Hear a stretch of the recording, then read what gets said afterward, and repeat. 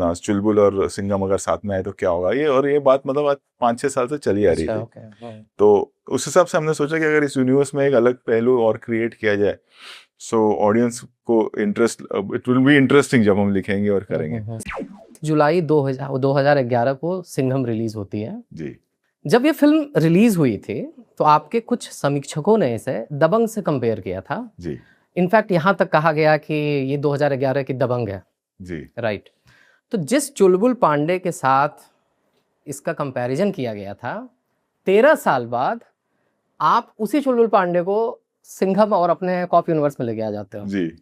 वो देखिए क्या होता है, जब चीजें चलती है आदमी सोचता नहीं है, और इतनी लंबी प्लानिंग कोई करता नहीं। तब सिंघम हमने बनाई थी, हमको ये भी नहीं पता था कि सिंघम इतनी बड़ी हिट होगी या कल्ट हो जाएगी और फिर इसके सीक्वल एक यूनिवर्स बन जाएगा, बट वो हुआ।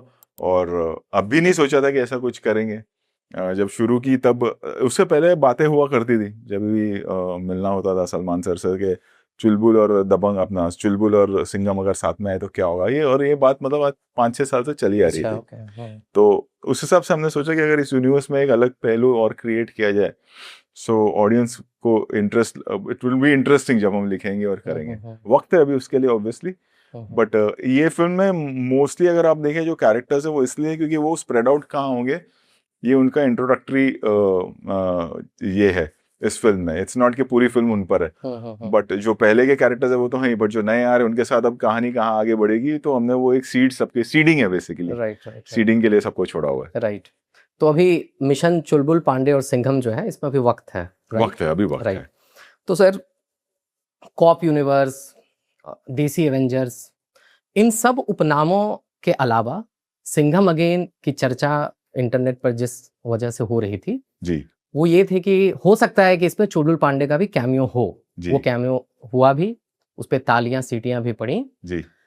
लेकिन आपको लगता है कि सलमान खान साहब के साथ अभी जो पर्सनल लाइफ में जो चीजें हो रही हैं या जो भी सिक्योरिटी इश्यूज हैं, अगर ये नहीं होती तो उनका कैमियो और भी बेटर तरीके से शूट या एग्जीक्यूट हो सकता था? नहीं, ऐसा कुछ नहीं है।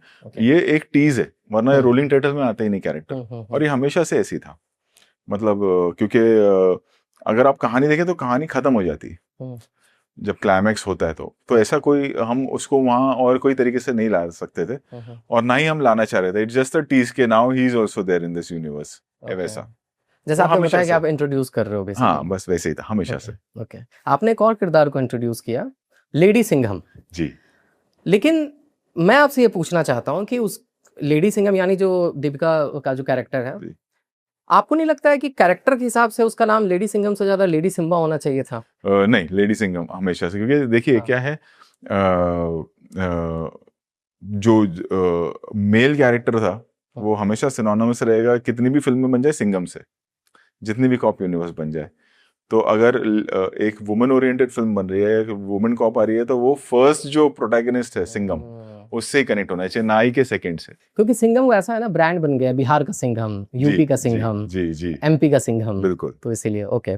Thank you for watching this full clip, और मैं आपसे वादा करता हूँ कि इसका फुल पॉडकास्ट भी देख के आपको काफी मजा आने वाला है। Link in the description.